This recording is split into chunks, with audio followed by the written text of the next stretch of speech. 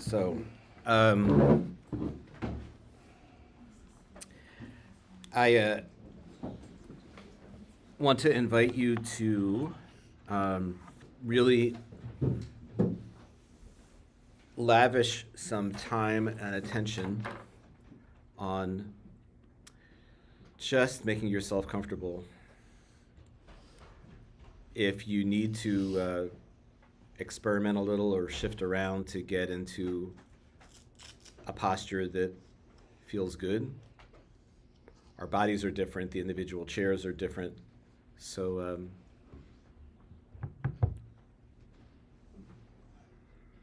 give yourself the kavod, the dignity, the honor, the respect that you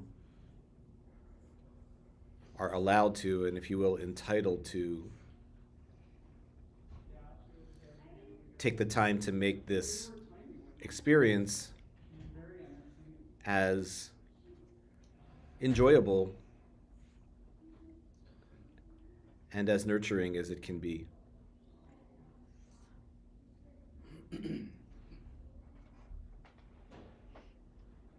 Let this be for you a little foretaste of Shabbat to come.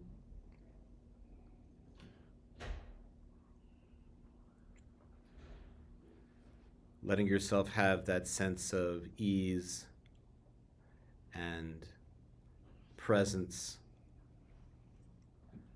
and dignity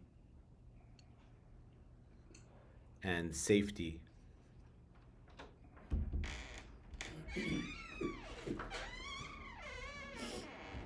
That is part and parcel of the Shabbat experience at its fullest.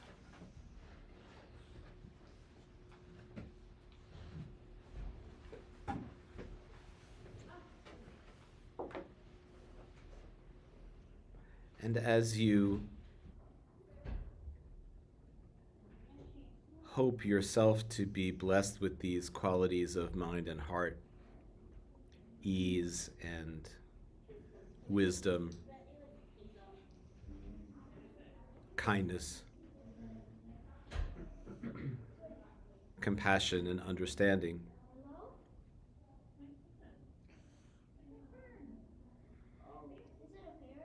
also give yourself the pleasure, the expansive and beautiful feeling of genuinely wishing goodness and blessing and ease and peace and dignity and hope to all of those who sit with you in this moment, wherever you are, and even to those who will access this time, this meditation later on.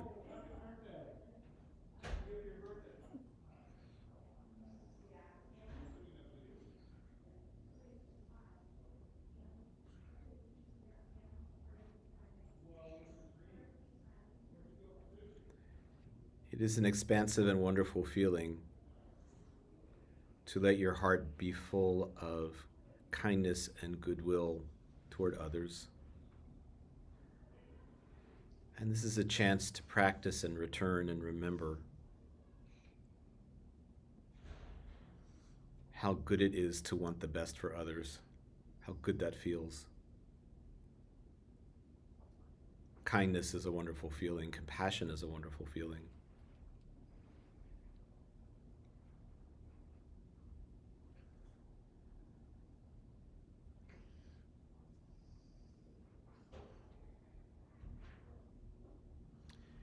As you begin to move more fully into stillness,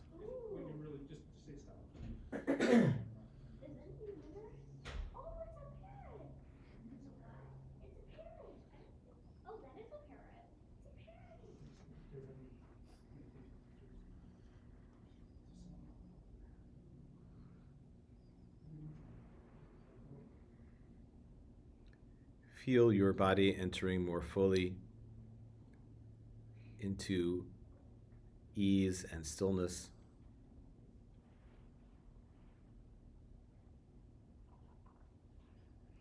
And as your body further comes into relaxation, you might also notice that the rhythm and volume and rush of thoughts in your mind may also relax somewhat, creating more space in your experience and in your mind to just be present to what is happening right now.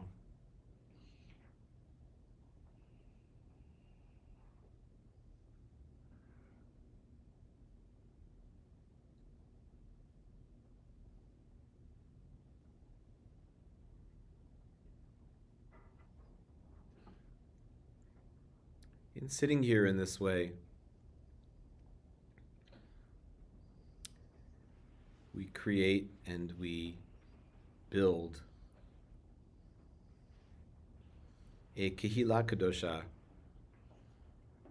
Hebrew words that mean a holy or a sacred community.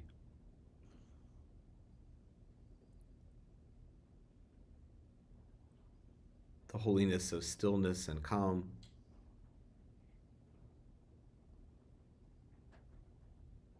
the holiness of friendship and understanding,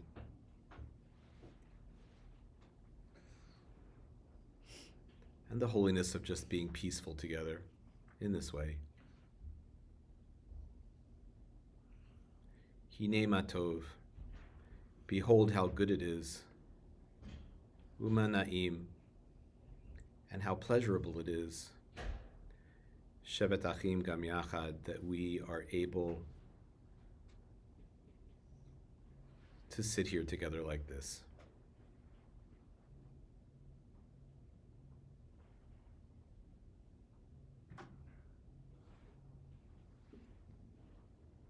So as you sit, bring your attention to the fact that you are breathing and have been breathing.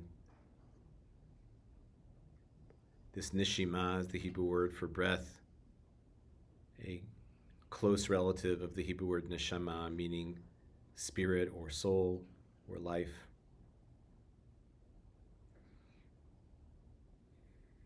And together we'll take a couple of minutes just to be present to the breath, not thinking about it, not evaluating our breathing or trying to change it, but just riding the waves of the breath in and out, up and down, and returning gently to the experience of breathing whenever you realize that your mind has wandered off.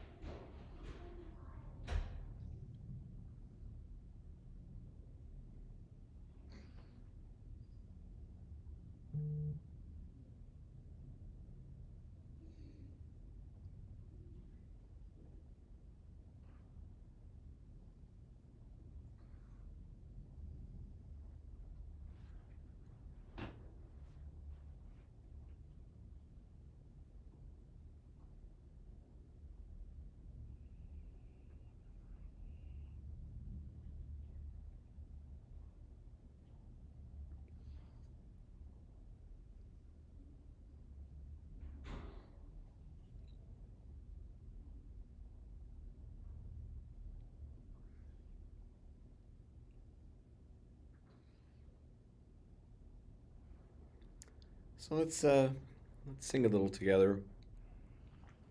And those of you who happen to be here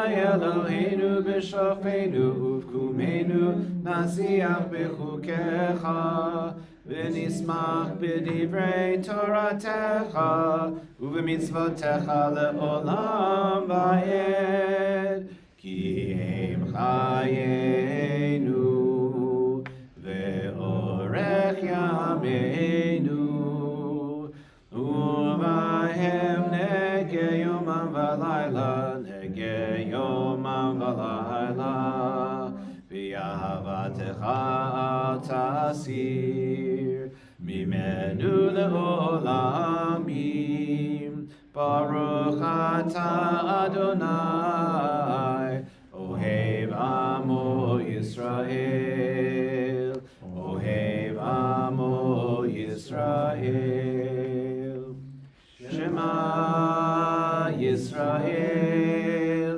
Adonai Eloheinu Adonai Echad Baruch Shem Kevod Malchuto Le'olam Va'ed.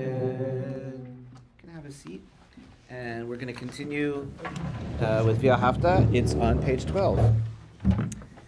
V'ahavta et Adonai Elohecha b'chol levavcha u'b'chol nafshecha u'b'chol me'odecha v'hayu hadvarim ha'ele asher anochi mitzavacha hayom al-levavecha v'shinantam levanecha v'dibarta b'ham b'shivtecha b'veitecha u'v'lechtecha v'derech u'shochbecha u'v'kumecha u'ksharatam le'ot ayadecha v'hamnilu totafot bein einecha taftam המזוזות ביתך ובישעריך למען תזכרו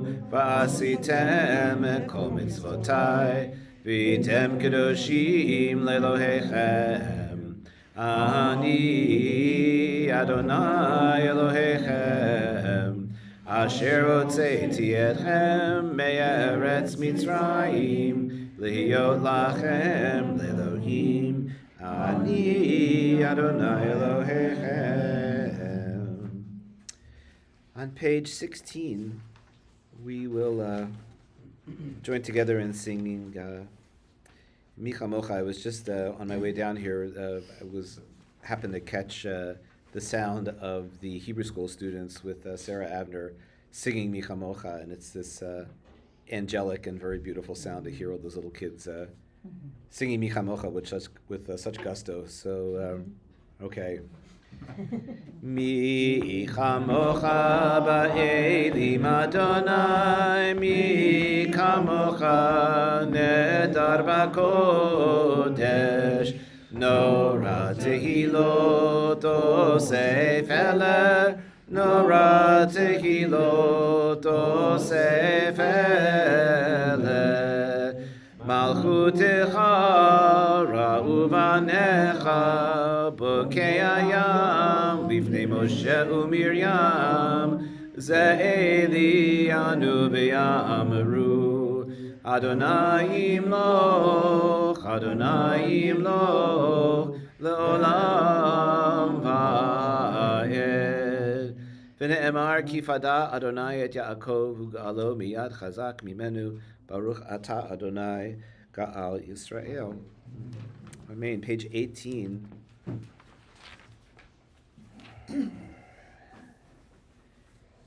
We say, Ufros alenu sukat shalamecha. May we get a good, refreshing rest this evening.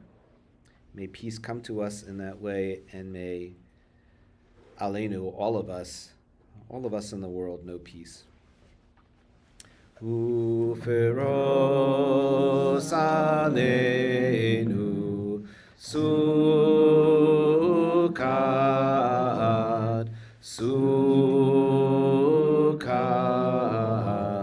Shlomecha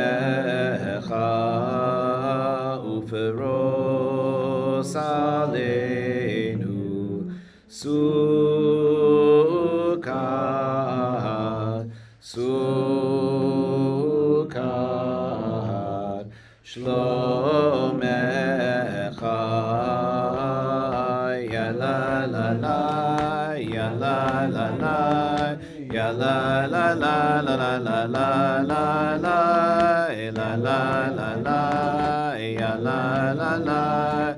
La la la la la la la la la la uferos aleinu Sukkot, Sukkot, Shlomecha, ya la la la, ya la la la. La la la la la la la la la la, ya la la la, ya la la la, la la la la la la la la la. Page 20, the Reader's Kaddish.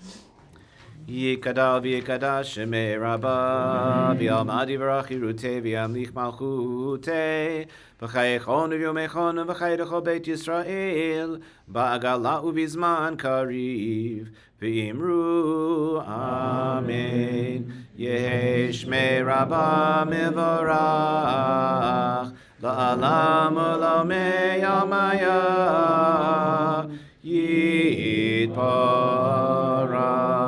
Yitbarach v'yishtabach v'yitpa'ar v'yitromam v'yitnaseh v'yitadar v'yitaleh v'yitalal shemei dekudesha b'richu le'elam min kol birchata v'shirata tushbechata v'nechemata tamiran v'yama v'imru Amen.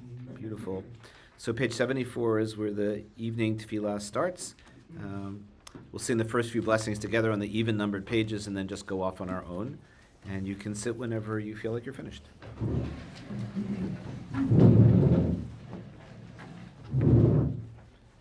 Adonai sefatai tiftach ufi yagi tehilatecha Adonai, open up my lips, that my mouth may declare your praise. Baruch atah Adonai, Eloheinu, Elohei Avotenu v'Imotenu, Elohei Abraham, Elohei Yitzchak, Elohei Yaakov, Elohei Sarah, Elohei Rivka, Elohei Rachel, Elohei Leah. El Gadol, Hagibor v'Hanora, El Elyon, Gomel Chasadim Tovim, V'konei Hakol, V'zocher Chastei Avot v'Imahot, U'mevi Gula Livnei V'neihem, L'ma'an Shemo B'Ahava, Melech Ozer U'Moshiach U'Magen, Baruch atah Adonai, Magen Avraham, v'Ezrat Sarah. Atah Gibor le'olam Adonai, Mechayei hakol, Atah Rav le'Hoshia, Mashiv haruach u'morid hagashem, Mechalkel chayim b'chesed, Mechayei hakol b'rachamim rabim, Somech noflim v'rofei cholim, Umatir asurim, umekayem emunato lishenei afar, michamocha ba'al givorot, umidom elach, melech meimit umechayeh, umatzmiach Yeshua, v'ne'eman atah lachayot hakol, baruch atah Adonai mechayeh hakol. Atah kadosh v'shimcha kadosh, Ugadoshim b'chol yom yehalelucha selah. Baruch atah Adonai ha'el hakadosh.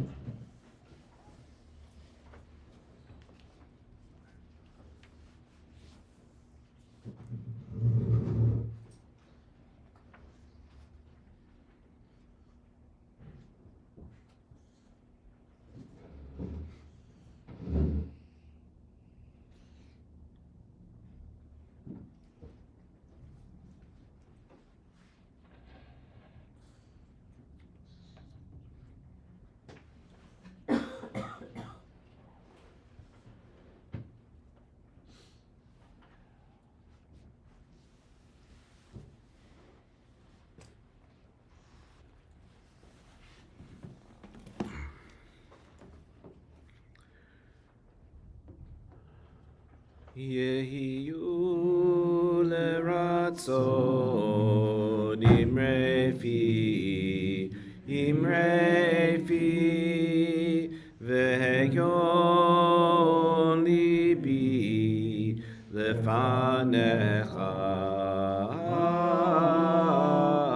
אדוני צורי אדוני צורי וגואלי.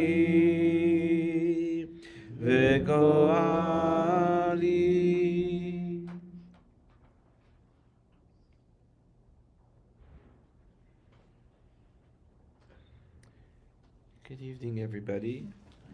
Erev Tov. Thank you for making the time to be here, to come out. So if the entire book of Vayikra, the whole book of Leviticus, is rather difficult and obscure, the Torah portions that we're into now, Tazria and Metzora, some years they are separated. Jewish leap years are usually separated. I think they are this time around. On non-leap years, they're often combined together on the same week, Tazria and Metzora. That is the pinnacle of the obscurity and distance that one encounters, in the book of Leviticus. There was I don't know if anybody else has been around here long enough. Stuart, you might remember. I was just thinking in terms of like people who would remember. There was a fellow who's been gone for quite a few years now. His name was Morris Polsky, a blessed memory. Remember Morris? Yeah.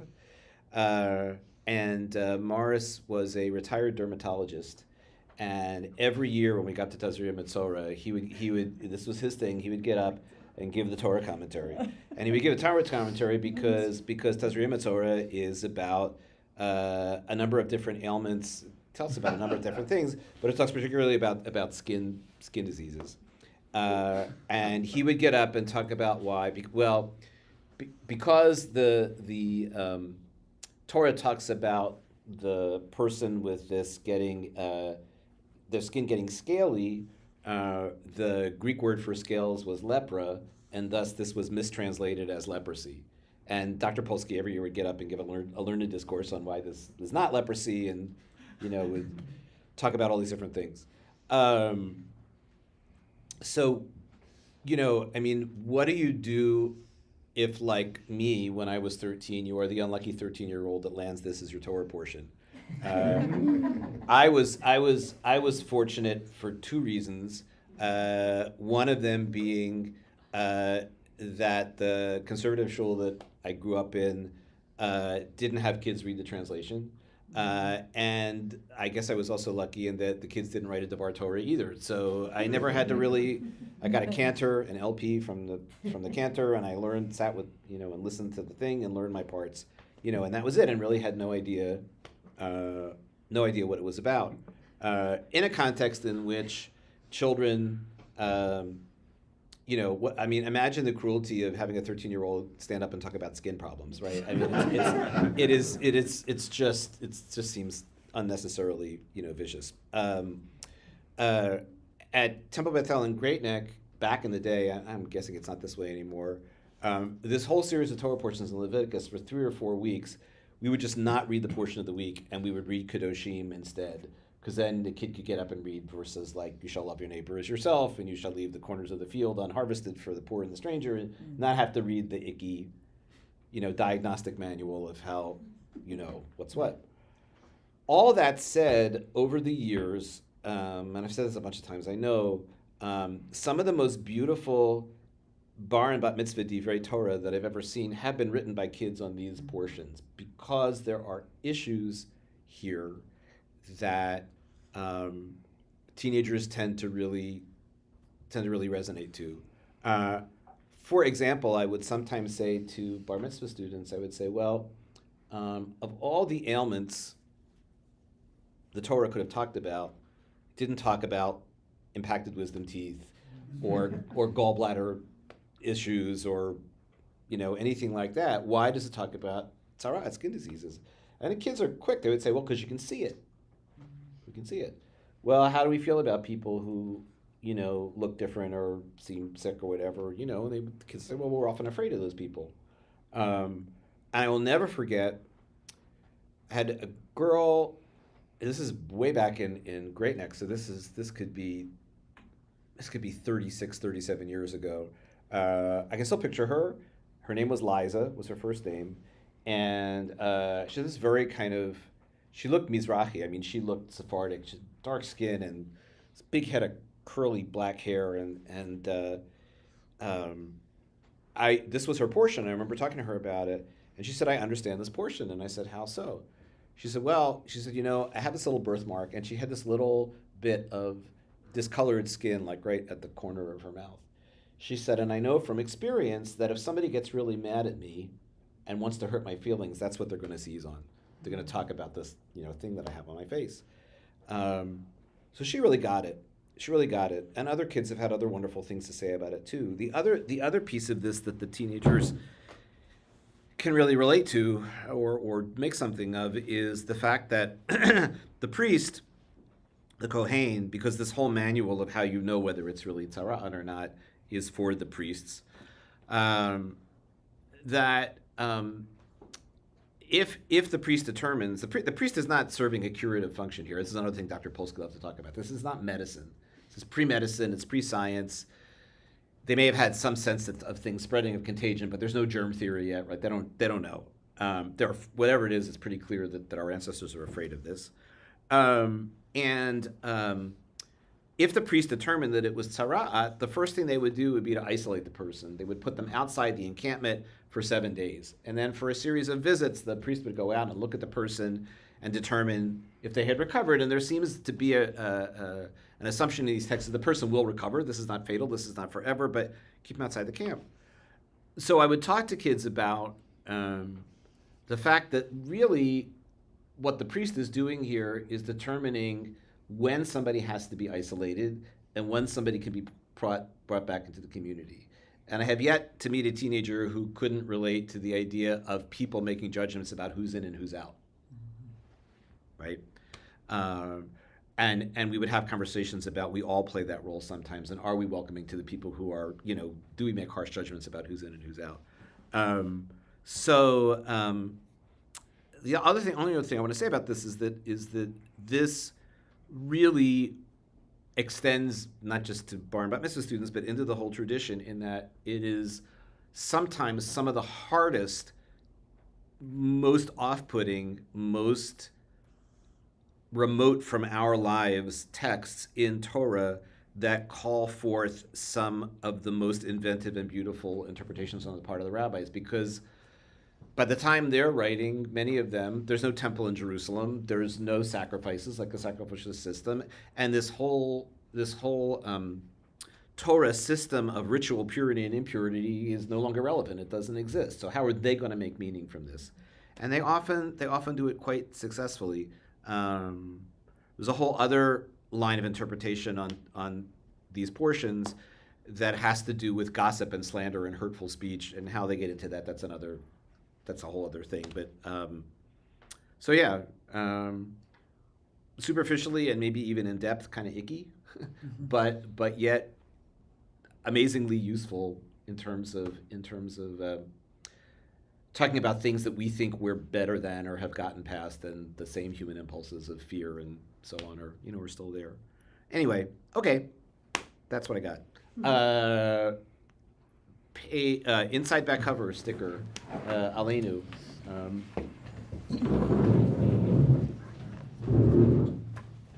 Aleinu l'shabeach l'adon hakol, l'tei gedula l'yotzei b'reishit, shehu asanu k'shomrei ha'adama, v'hu samanu k'shlichei ha'torah, shehu sam chayenu itam, v'gor aleinu im kol ha'olam, v'anachnu koreim, u'mishtachavim u'modim, lifnei melech malchei hamlachim, HaKadosh Baruch Hu, v'nemar v'haya Adonai l'melech al kol haaretz, bayom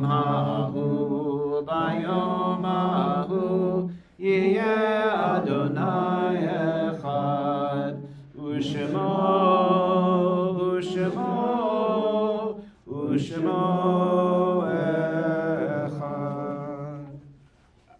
Kaddish is on page 598.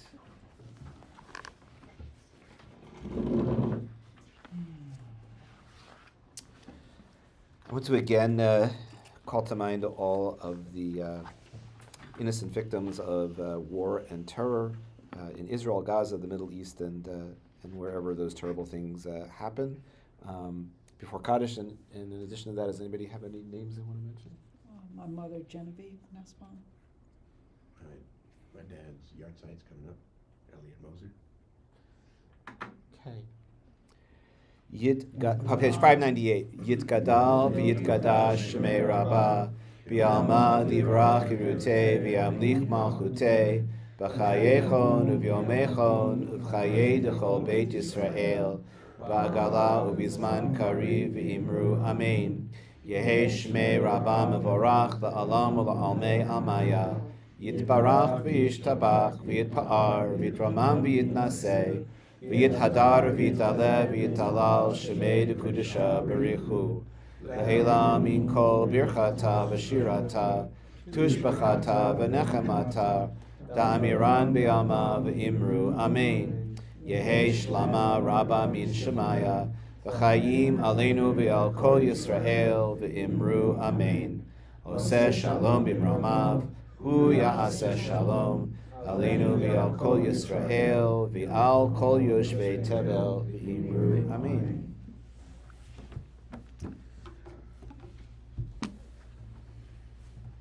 As we go forth from this place, having shared this sacred time together, may we be blessed with what our tradition calls an ayin tovah, a generous eye, one that looks upon others as made in the image of God and seeks to find the best in them and in ourselves. Yivarecha Adonai v'yishmerecha, may the Holy One bless you and keep you. Ya'er Adonai panav elecha v'choneka, may the Holy One shine upon you and be gracious to you. Yisa Adonai panav elecha v'yasem lecha shalom, may God be with you and give you wholeness and peace. In a world we pray someday soon of justice, equality, healing, safety, and shalom, complete and true and lasting peace for all who dwell on earth. And together we say, Amen. All right, everybody. Erev Tov, thanks for coming. Thank Great you. to have you here. Yeah, you're welcome. Tell Sammy thanks for waiting. Huh? Tell Sammy got a number thanks. of shout outs. Sammy's fan club showed up, yeah.